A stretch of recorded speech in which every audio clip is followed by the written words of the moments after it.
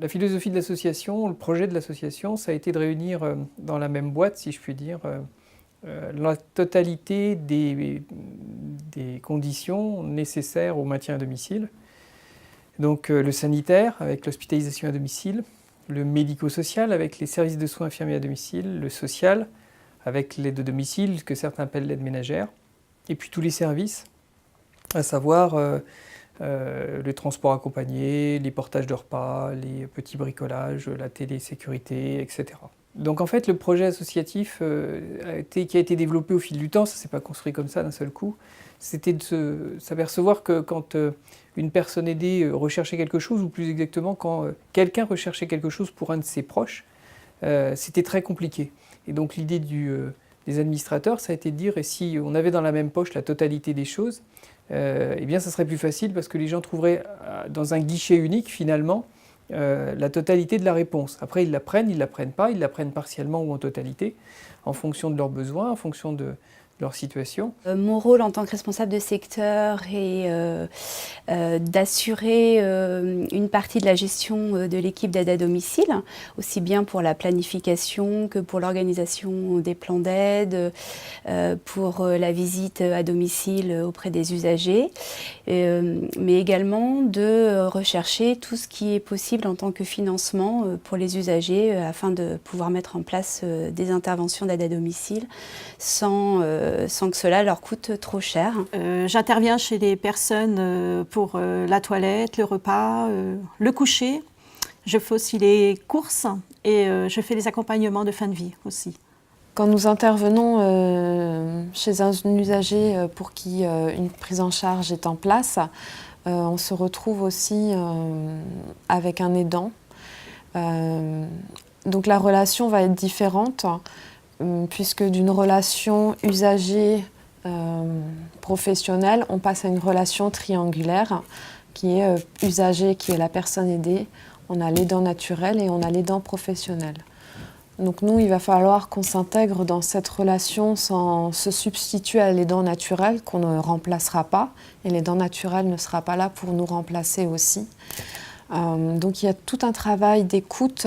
Au départ, quand on arrive à domicile avec l'aidant, on instaure un dialogue. Après, il faut quand même un certain temps d'adaptation pour que l'aidant nous fasse confiance et qu'il nous laisse le relais. Parce que finalement, c'est un relais qu'on prend pour que l'aidant puisse faire autre chose ou avoir d'autres activités. L'aidant, c'est une personne qui, en général, a pu s'isoler socialement parce qu'il sort moins. Donc il ne faut pas qu'il hésite à venir nous parler parce que nous, on est là pour l'écouter. Et même si on n'a pas toutes les réponses à ces questions, on va pouvoir l'orienter sur d'autres associations, des plateformes de répit, l'informer sur les accueils temporaires, les accueils de jour qui peuvent exister, ou même juste vraiment lui proposer ce temps d'écoute, prendre un temps d'échange avec lui, et nous aussi auprès de nos responsables de secteur et au niveau de la structure, de détecter et d'informer si besoin est. Notre rôle de responsable de secteur, plus particulièrement auprès des aidants naturels, lorsqu'on les voit ou qu'on les a au téléphone, c'est de peut-être leur repréciser que nous sommes là pour les informer de tout ce qui existe sur le maintien à domicile ou sur des hébergements temporaires ou des EHPAD. Et puis également leur dire qu'ils ne sont pas seuls, que certaines missions qu'ils faisaient jusqu'à présent peuvent être effectuées par des professionnels, que ce soit des aides-soignantes, des infirmières, et qu'il faut absolument qu'ils puissent peut-être prendre du recul sur certaines choses et nous passer le relais, et que nous, on passera le relais à d'autres professionnels.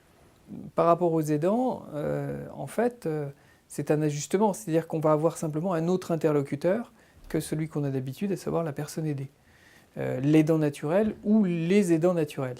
Et puis je souhaitais également dire que nous allons probablement dans les mois qui viennent, dans le cadre de la loi de l'adaptation de la société au vieillissement, pouvoir intégrer, puisque c'est prévu par la loi, des heures d'aide, non plus seulement uniquement pour l'usager qui est dépendant par l'âge ou par le handicap, mais également pour son aidant ou ses aidants naturels, Donc, puisque la loi prévoit effectivement une extension du plan d'aide en direction des aidants naturels. Voici quelques conseils pour les aidants. Ne restez pas seul, On est à votre écoute. ne culpabilisez pas. Informez-vous.